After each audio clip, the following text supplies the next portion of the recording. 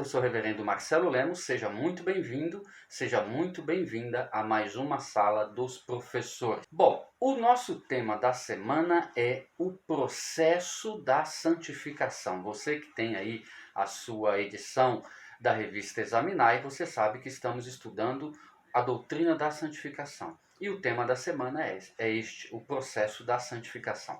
Agora, por que nós falamos que a santificação é um processo? Porque é preciso sempre enfatizar que quando nós falamos de santificação, estamos falando de uma doutrina bíblica que abrange dois aspectos da salvação. A própria santificação pode ser analisada a partir de dois aspectos. O primeiro aspecto da salvação, da santificação, é a mudança de posição.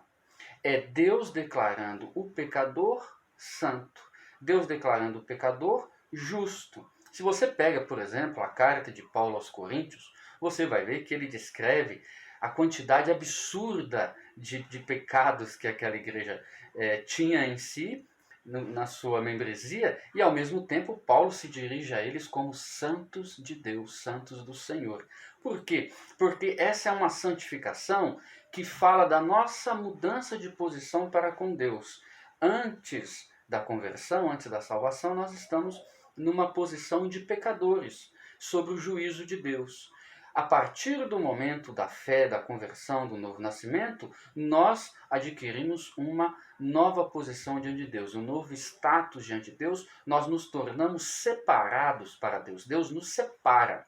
Né? Nós estávamos lá no mundo, agora Deus nos separa para si. Lembre-se sempre disso, a palavra santificação vem do Antigo Testamento, do hebraico, que é uma palavrinha chamada kadosh em hebraico. Essa palavra significa aquilo que é separado. Então eu separei um utensílio para uso no templo, por exemplo, e só posso usar para o templo. Era assim que funcionava no Antigo Testamento. Então aquele utensílio, fosse uma panela, um pano, uma colher, ou seja lá o que for, se tornava santo para Deus, separado. Tirava do uso comum e dedicava para o uso exclusivo do santuário. Então aquele objeto se tornava santo para Deus. Como o sacerdote, por exemplo. O sacerdote não podia trabalhar em mais nada. O único serviço que ele podia fazer durante toda a sua vida era servir ao templo e nas suas funções religiosas diversas. Então essa é a ideia de separação.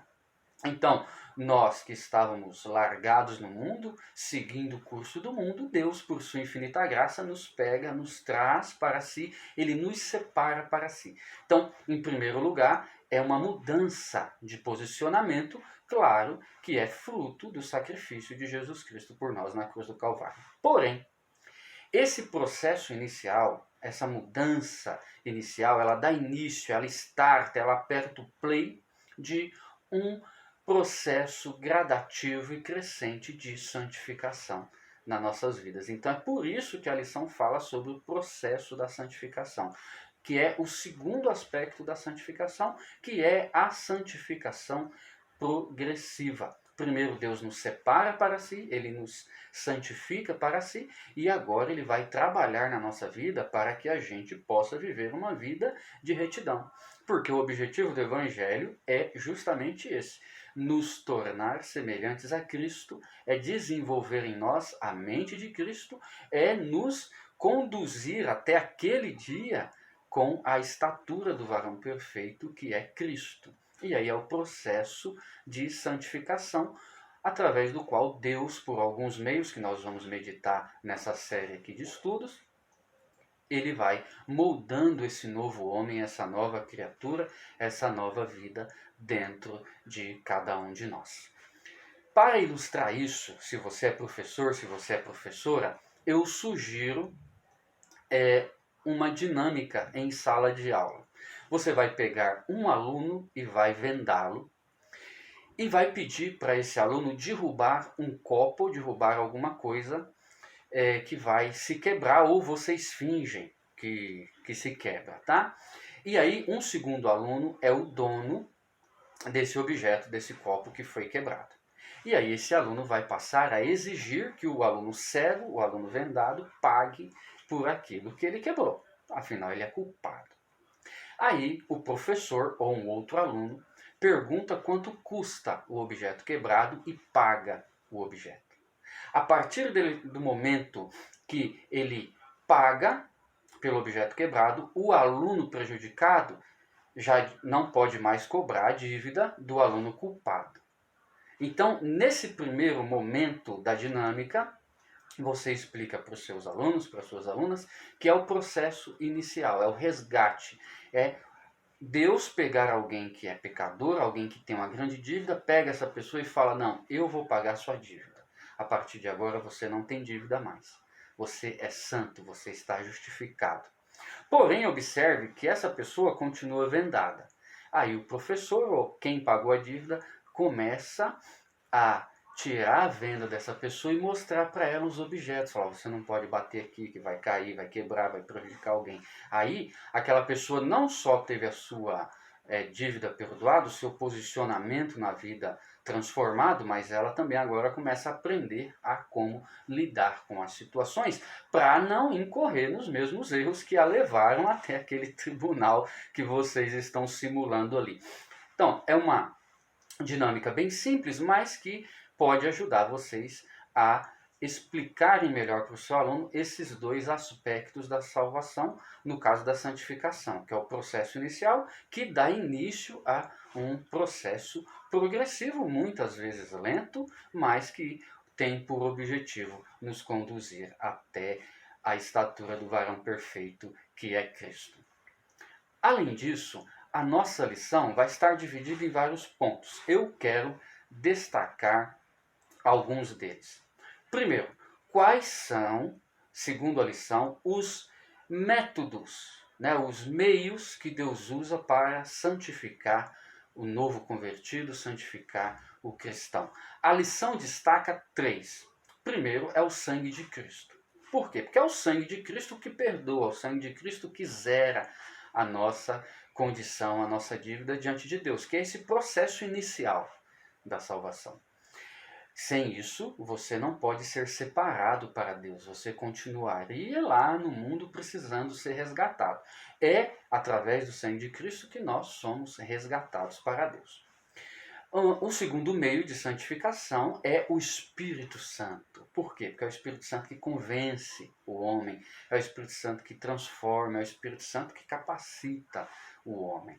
E a lição destaca também um outro método de santificação, que é a palavra de Deus. Nós somos santificados através da palavra de Deus, é ouvir a palavra de Deus, meditar na palavra de Deus, compreender a palavra de Deus, praticar a palavra de Deus. Aliás, se você tiver um tempinho em alguma das suas aulas, ou nessa, ou em outro momento, tente mostrar para os seus alunos a importância da meditação nas Escrituras.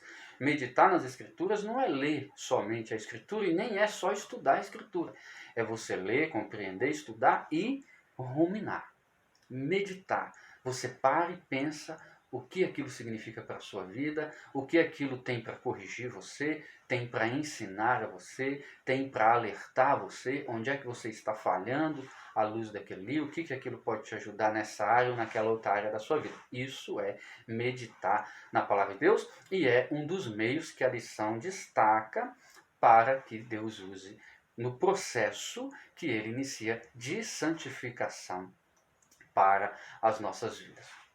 Um outro aspecto da lição que eu quero destacar para vocês é que o autor, muito sabiamente, vai destacar alguns conceitos de santificação que, na verdade, estão equivocados. Tá bom? Então, você que já estudou a lição, você professor, aluno que já estudou a lição, você já sabe do que eu estou falando. Mas o autor vai falar de algumas e eu quero citar aqui com vocês, não na mesma ordem, não nas mesmas palavras, tá bom? Mas existem algumas ideias de santificação que as pessoas nutrem e alimentam que, na verdade, não condizem com o conceito bíblico de santificação. Por exemplo, algumas pessoas acham que legalismo é santificação. O que é o legalismo? O legalismo é a pessoa depositar a sua confiança de estar se tornando santa, estar se tornando agradável a Deus, porque ela cumpre uma série de regras, geralmente regras criadas por seres humanos. Então, dentro das igrejas evangélicas, infelizmente, já foi muito mais comum, e hoje ainda é comum em alguns círculos. Então, as pessoas criam uma série de regras, uma série de costumes, de tradições humanas, e elas acham que seguindo aquilo ali, ela se torna salva. Tá certo? Então, veja, e aqui é preciso entender o seguinte, não é errado que uma comunidade, uma denominação, uma tradição tenha os seus costumes, tenha os seus preceitos litúrgicos, por exemplo. Não se trata disso, tem o seu código de vestimenta, não se trata disso. A questão é a postura que a pessoa tem diante daquilo ali. Se ela acha que aquela vestimenta, que aquela liturgia, que a torna santa, que a torna melhor, que a torna agradável a Deus, que a torna merecedora de Deus, da graça de Deus, então ela está incorrendo no pecado do legalismo, achando que está se santificando, quando na verdade não está. Então, por exemplo, um pastor pentecostal que ele tem como regra na sua igreja a necessidade de paletó e gravata.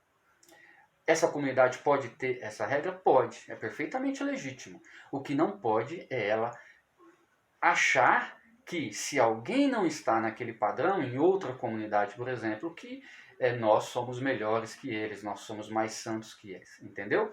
Então, basicamente é isso, a pessoa pensar que através de uma lei, de um código de regra, um código de conduta, ela se torna mais santa e mais merecedora do que outra.